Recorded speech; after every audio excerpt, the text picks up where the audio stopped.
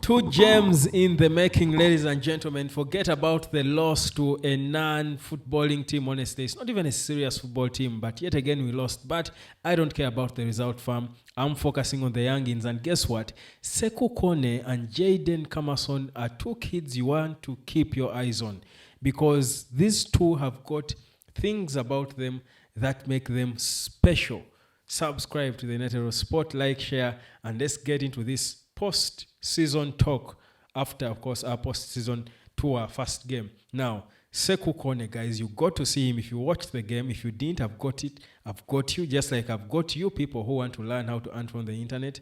I've got you as well. Come learn, and from wherever you are, come reach me on that number. It's me, myself, who picks the call. If you call, if you WhatsApp, it's my number. It's me. So come and talk to me, and you do get to understand what exactly you have to do so that you join the interesting classes we're enjoying of how to earn on the internet, because that's where the cheese is at now, and you've got to jump onto it. Don't you lag behind, fam. Not when I'm here for you. So I'm waiting for you. But I've been waiting for this moment. Sekou Kone, the young kids trying to express themselves and show us what they've got. And I honestly tell you, I've been impressed particularly by Kone and Jayen Kamason, but also Chido Obi. I continue to see him and appreciate a few things about him. I don't judge him yet about after goals he has scored. But guys, let's focus on Kone. Kone plays football the way a midfielder is supposed to play football. He's the style of a player that United want. Of course, you want a more senior version of him, but it's that style of a player who can go into tackles boldly. He knows when to run into a tackle. He's fearless. He knows when to pass sideways. He knows when to play on the half turn. He knows when to play a killer pass in the middle of the in the central axis. There are things about him. He has got the attributes of a proper midfielder. He has got the vision. He's comfortable asking for the ball. He scans around when he's asking for the ball. He isn't shy to ask for the ball. Certain midfielders are pretenders. They fear to ask for the ball. I feel like he's intelligent as well. He has got a bit of intelligence and technique about him.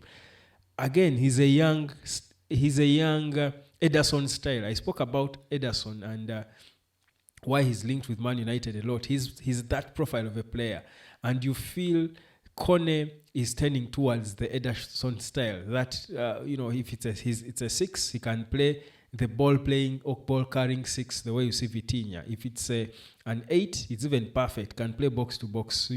I see attributes about him. It's not the finished article. Of course, he has got to work on his power, energy. He has got to put on some muscle. I think he needs a bit of energy to him, but I think he has got the technique of a guy with proper vision, a midfielder with proper vision. I felt in moments they teamed up well with Kobe. I felt. And it gave me a sneak peek into the idea that Amorim envisions with the young players taking the center stage. It's coming next season. And I can see the excitement. Do you also feel the excitement in Amorim about the next season? When he keeps talking about waiting for next season, wait for what next season is going to be, you feel the excitement. I think he has seen something in this bunch of talented kids he has got, and he knows he can turn this into magic. So even if these losses are happening and the short-sighted people are focusing on the loss, and I'm thinking, okay, how are you going to lose hope because United has lost 1-0 to in their past post-season game? Do you even think these players are interested in this game? They want to rest. It's been a terrible and awful season that they just want it to end, and they go to their families and rest a bit, hoping to come back to a job, because for some of them, they're not even sure where they're going next. So I think it's not about the result, but for the young players, any minute with that shirt on the pitch, with the cameras on, the world watching, they want to give their best. You saw Sekou Kone show that, but then Jayen Kamason even shoots. He even shoots.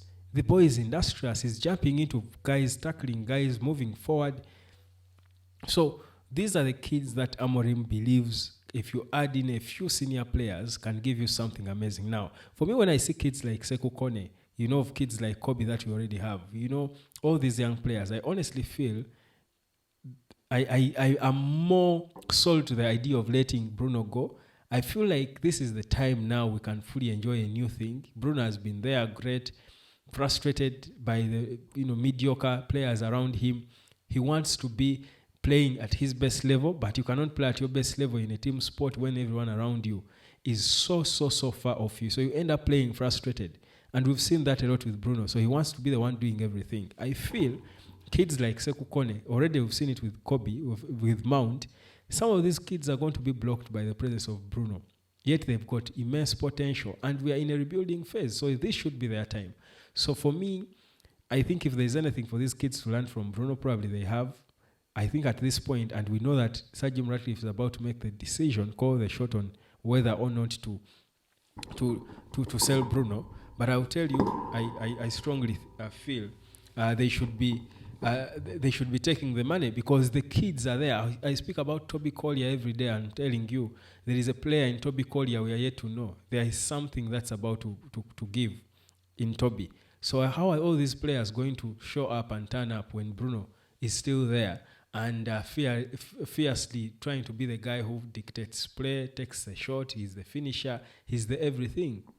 He's blocking these players because they fear him. He's a big player. He's the captain of the club. There are kids coming into the team. They fear to disappoint him. Any kid gets the ball, they are shy, known to pass it to Bruno because whenever anyone gets the ball, Bruno presents himself. Give me the ball, throwing his hands around, spreading his hands, give me the ball. So he ends up being about him and, of course, having to force everyone to pass him the ball. How are we then going to see and appreciate the gifts of the other kids? Yet we know clearly, like we've seen, a lot of them have got special attributes about them. So, again, for me, these things continue to prove to me, that we can be okay without Bruno if we get that money. We're not saying Bruno should go for free, definitely, or for cheap.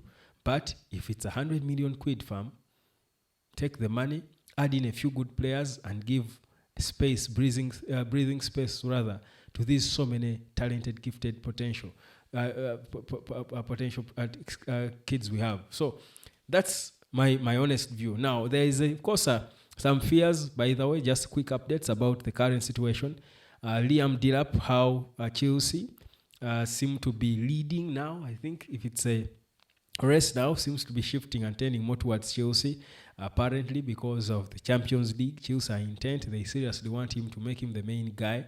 They want to make him the main guy. I wonder whether that would be a smart decision for you to come from a relegated team and you dump straight into a Champions League playing team if you're Delap. I feel, for me, the Man United project would make better sense for him, but perhaps he knows the magnitude of the club. At Chelsea, he will go and flop and not so many fans who care about it. For Man United, it's a whole different thing. If you fail, you're done. You're nearly destroyed. So maybe he would not be sure of how he would perform at United, but Delap's case is still out there. Rashford, today, his representatives met with Barcelona today. So Rashford wants Barcelona. Barcelona have been wanting him. They've got options, but they were speaking to him again. And his representatives, of course, to try and see if they can still try and make a deal. United are insistent. They want 40 million quid. They don't care who takes him. Let him go where he wants, so long as they're paying 40 million quid. So that's a bit of what's going on. But we are still waiting for the verdict from both Delap, but also Sir Jim Ratcliffe and Bruno. Are they taking the cash? I'm waiting for you, fam, to make some cash on the internet. But first, you've got to learn how it pays and then learn what you can do to also earn from it. I'm waiting for you. Cheers.